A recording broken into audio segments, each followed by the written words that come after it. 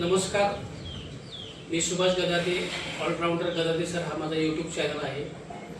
आणि आज आपण एक पोलीस खात्यामध्ये हे साहेब आहेत, गोरे साहेब, तर हे मला वाटतं ह्यांना बऱ्यापैकी डायबिटीस वगैरे असे आजार आहेत आणि त्याच्यामुळे त्यांचा हात हावर जात नव्हता, गुडघे पण दुखत होते।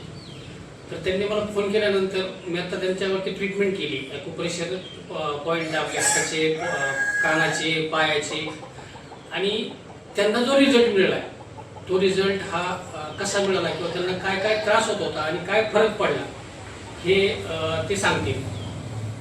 मी संजय गोरे, मी पोलीस खात्यामध्ये नान्हेज पोलीस प्रशिक्षण केंद्रामध्ये काम करतो। मला शुगर आणि ब्लड प्रेशर दोन्ही पण आहे आणि त्याच्यामुळे त्याच्यामुळे की काय पण माझा डावा खांदा खूप दुखत होता, हात वरती जात नव्हता।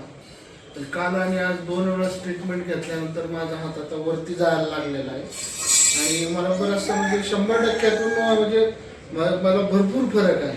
आणि अगोदर तुम्हाला कसं हात कसा वर न्यायला लागायचा? मला याच्या अगोदर हात असा हाताने वरती घेऊन जावं लागायचं, पण आता माझा हात स्वतःहून मी वरती नेतोय। म्हणजे रात्री आणि आता 2 वेळेस ट्रीटमेंट घेतल्यानंतर मला एवढा फरक आहे। आणि त्याचबरोबर त्यांचे गुडघे पण दुखत होते, गुडघ्यांना फरक आहे।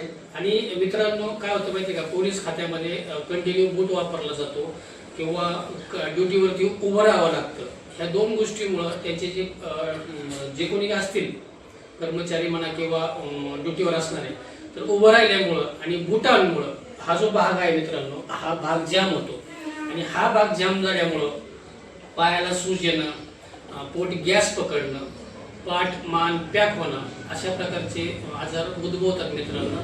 तर ज्याही वेळेस त्यांना असं काही जाणवलं मित्रांनो, तर त्यावेळेस फक्त आपण एकच काम करा की जर आपण कंटिन्यू बूट वापरत असाल तर हा ड्युटीवरनं उतरल्यानंतर किंवा ज्याही वेळेस वेळ मिळेल आपल्याला त्या वेळेस हा जो भाग आहे हा भाग पूर्ण मोकळा करून घ्यायचा।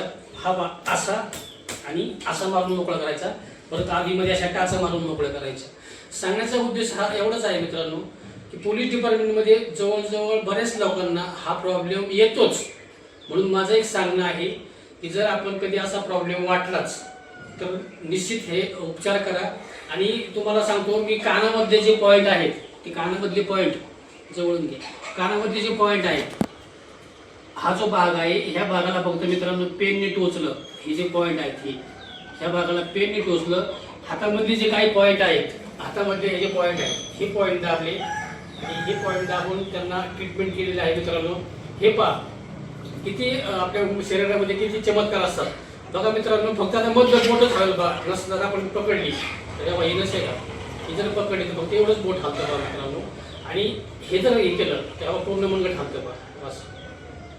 तर असे हे उपचार करायचे मित्रांनो।